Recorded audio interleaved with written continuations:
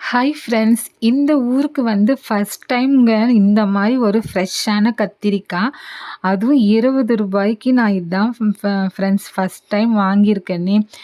வீடு தேடி வந்த கத்திரிக்காய்ங்க. இங்க பாருங்களேன், சூப்பரா ரெட்டை கத்திரிக்காவா இருக்கு.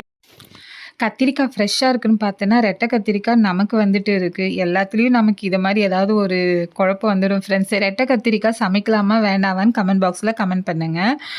இன்றைக்கி வந்து நம்ம வீட்டில் என்ன சமையல் பார்த்தீங்கன்னா, சுட சுட ஒயிட் ரைஸும் பச்சை பயிறு, துவரம்பருப்பு, தக்காளி நிறைய போட்டு புளி கம்மியாக வச்சு ரசம் வச்சுருக்கேங்க. ஏன்னா வெயில் காலம் வேறு வந்துச்சு. ஏற்கனவே ஆல்ரெடி நமக்கு அல்சர்னால வயிறு எரிச்சல், நாக்கு எரிச்சல் வந்துடும். ஸோ அதனால் அந்த மாதிரி ரசம் வச்சுருக்கேன். நெக்ஸ்ட்டு பார்த்தீங்கன்னா காலிஃப்ளவர் பொரியல் பண்ணிவிட்டு முட்டை பொடி மாஸ் பண்ணி அதில் போட்டுருக்கேன். நெக்ஸ்ட்டு கொஞ்சோண்டு காலிஃப்ளவர் பையனுக்கு பிடிக்குமேனு பக்கோடா போட்டுருக்கேன்.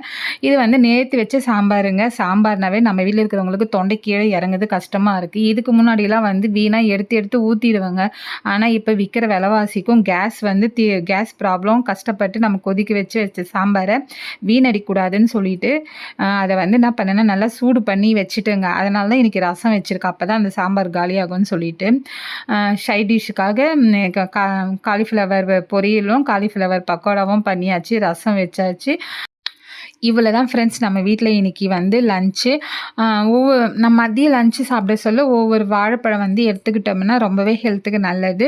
ஸோ எல்லோரும் சாப்பிட வாங்க ஃப்ரெண்ட்ஸ். இந்த வீடியோ உங்களுக்கு பிடிச்சிருந்தா லைக் பண்ணுங்கள், ஷேர் பண்ணுங்கள், மறக்காமல் நம்ம சேனலை சப்ஸ்கிரைப் பண்ணுங்கள். Bye data.